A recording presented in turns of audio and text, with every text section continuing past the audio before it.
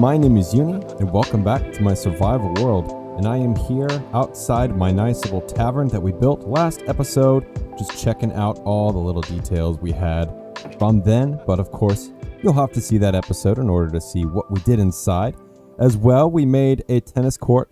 I like the design of all the signs underneath the carpet here. You can see that it is basically just a bunch of birch signs with the carpet on top to simulate a nice little court design, and I think it turned out pretty well.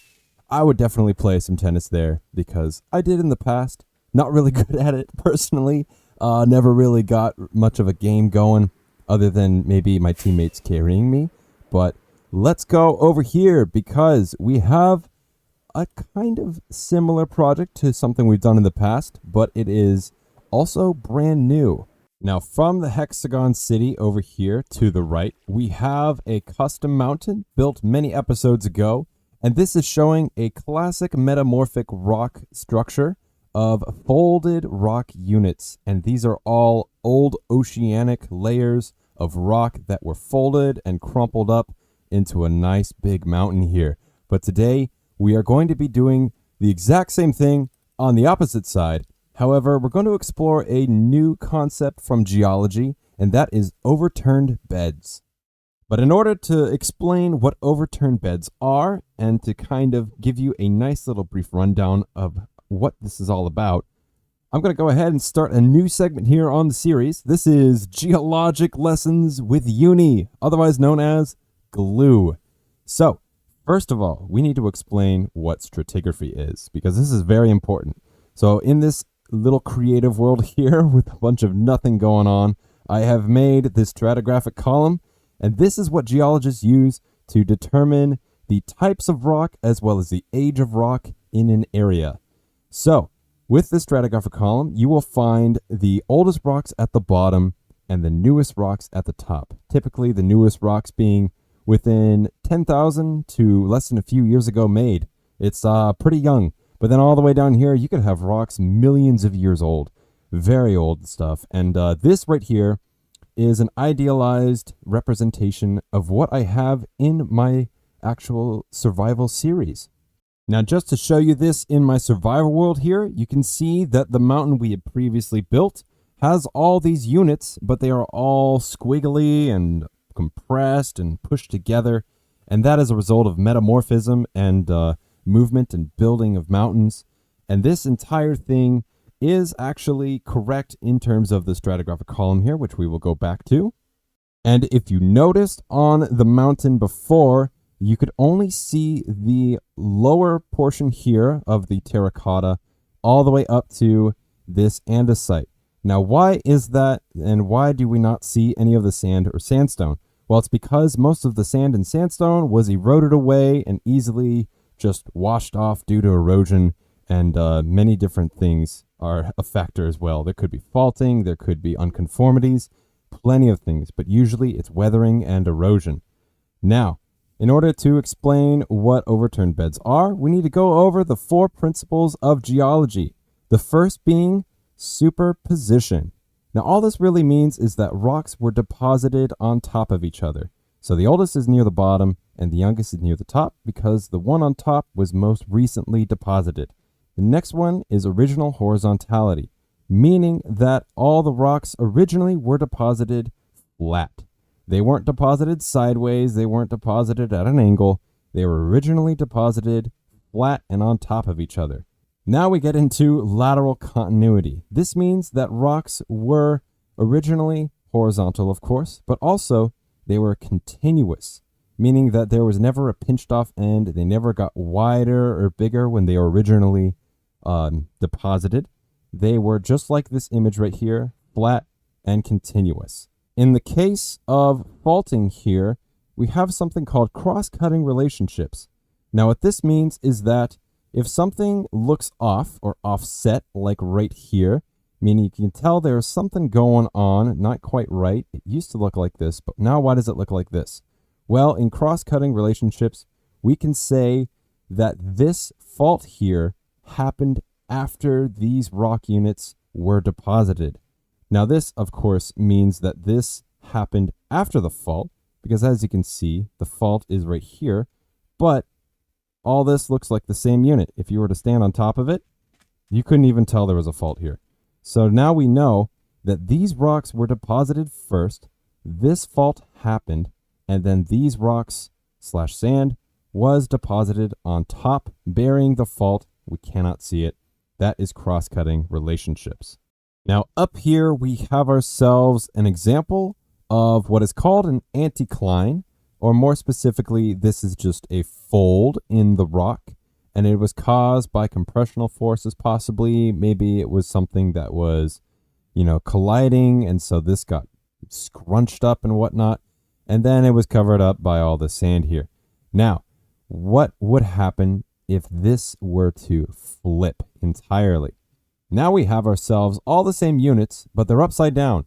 And so if you were to stand on top of the surface here, you would notice, oh, there's this unit, and this unit. But these are the oldest units. Why is that? Now it's because the entire thing is flipped through some sort of geologic event. Maybe it was an orogeny where mountains were built. Maybe it was more folding and faulting. And so this entire thing ended up upside down. So now the problem is we're at the surface, but now we see all these old units. Where did all the young ones go? Well, we know they should be somewhere below, thanks to the principles of geology. So let's go ahead and head back over to the survival world here, because now that we have learned the principles of geology, the superposition, original horizontality, lateral continuity, and cross-cutting relationships, we can better understand how this new mountain is going to be built. So thinking back on what we just learned on our little geology lesson with Uni, we can go ahead and take a look out here, and you'll see that these are the older units, and as you go up, you come into the younger units. Now, right here, you're kind of looking face on to what is the actual youngest unit, all right here. And this area is actually all folded and bent, and above it is this same unit as below here. So this is already starting to kind of be overturned. Now, if we were to extend it out and pretend that this mountain was built all the way over here and it continued on this way, this is where our new mountain is going to be built. And let's say that in the past there was a glacier sitting in this entire valley, and it carved out a little spot here and spilled out into this valley on the other side, and then maybe all the glacier spilled that way and that way. But this right here was the saddle in which it sat. It also left this lake here. There's a lot of geologic lore going on with this area, and I want to make it really, really unique and also very realistic to the real world. So let's go ahead and start cracking on with the time lapse here, because as we build this thing, you'll kind of see what happens and how all these beds are overturned and how the geologic processes and principles are applied to this build here.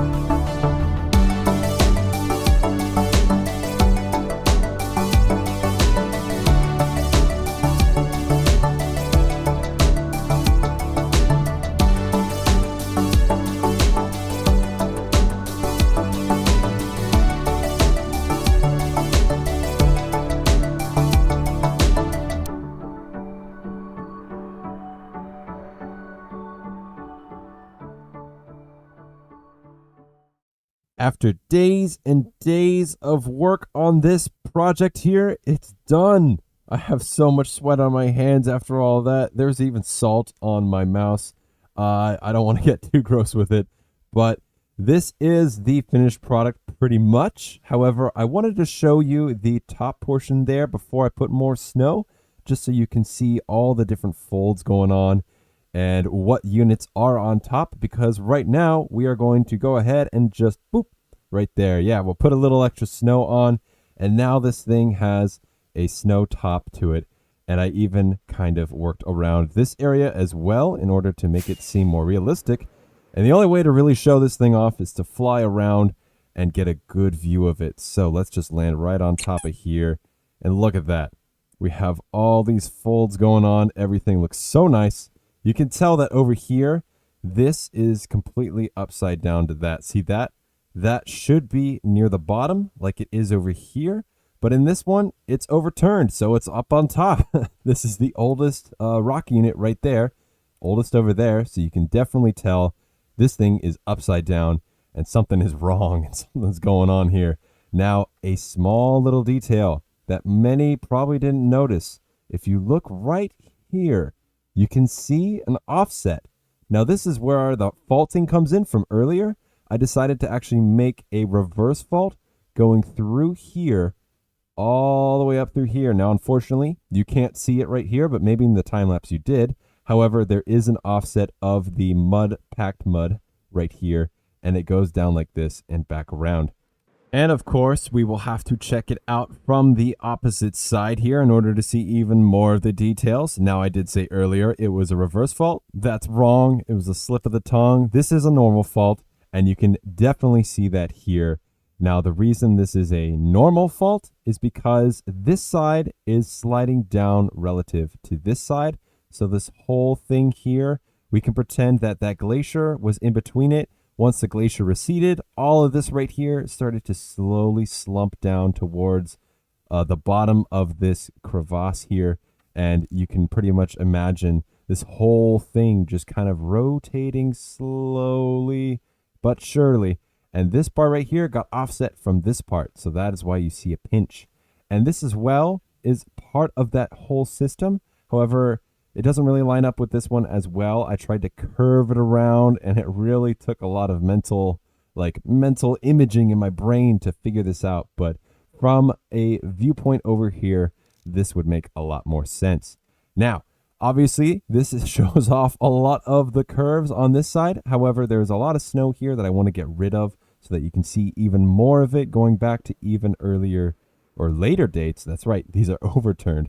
So this is the youngest right here of the rocks, and then the oldest go back that way. Now, the reason this is an overhang right here with all the sandstone is because when that glacier was sitting in here, this little saddle, there was a lot of erosion going on because that glacier was a lot of ice, and the ice was getting rid of all of these clasts of sand and debris that eventually got washed away down into the bottom of our reservoir, which of course is a reservoir, not a lake. However, lots of reservoirs tend to be made in areas where there were glacial cirques, which cirques are lakes, and that's just what they're called when glaciers form them. But for now, this is a reservoir, and this is a mountain. Now, for those who are curious, yes, this has an inside, and it is quite messy. Oh, I forgot. I am wearing my little boots here, but oh, that is the wrong spot. You know what? Let's go this way, because this way is a lot easier to see what is happening on the inside. Aha! Yes, this is the inside, and it is just full of torches. So many things. Lots of emptiness. Of course, it's the same with the other side over there. That thing's empty as well. But, you know, you got to do what you got to do to make things look like an actual structure without destroying yourself with placing millions of blocks. This is probably like 1% of what would actually need to be placed in order to fill out this whole thing. But for our purposes, this mountain is done for now. Let me know in the comments what you think of it. If you know geology, please let me know if I got anything wrong. I do have a bit of a worry with my fault. I don't think it quite lines up right here. You can see that. It's still bothering me a little bit, but the idea is there. There's a normal fault. It goes up through here and comes back around to the other side. If I just walk over here, you'll see it lines up. and it's really cool, and I want to do more faulting in my landscapes. And yeah, this right here, if I were to break this snow block, you would see it's packed mud. Oh, no, it's not. Hold up. Where's the packed mud? There it is. Yeah. Okay, so the packed mud is there, and it's right here as well. Obviously, there has been an offset, and that is where it ended up. There we go. Yes. I don't know why I decided to go right there. If I had had packed mud here, this would have continued perfectly. So that's actually good that he was right there. But you know what? I think I'm done for today, and I hope you all enjoyed watching today's episode. This has been quite a big project I've been trying to get the works done for a while now, and I think this is a nice little landscape to look at when we are out here in the Hexagon City. This really makes a nice backdrop for everything in order to kind of just have a great view while I'm building all my other things. But anyways, my name is Uni. I am jogging it out today. I hope you liked today's episode. Make sure to subscribe if you did. Leave a like on the video as well, and I'll see you next time.